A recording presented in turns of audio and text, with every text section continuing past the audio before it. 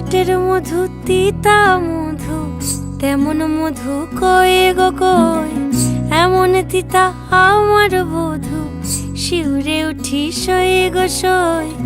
আনবাড়ি যায় আমায় ফেলে বাদল মেঘের ডাকে, একবার সে ভাবে না গো রায় কি করে থাকে। কি করে রায়, কি করে রায়, কি করে রায়, কি করে এই বুঝি যায়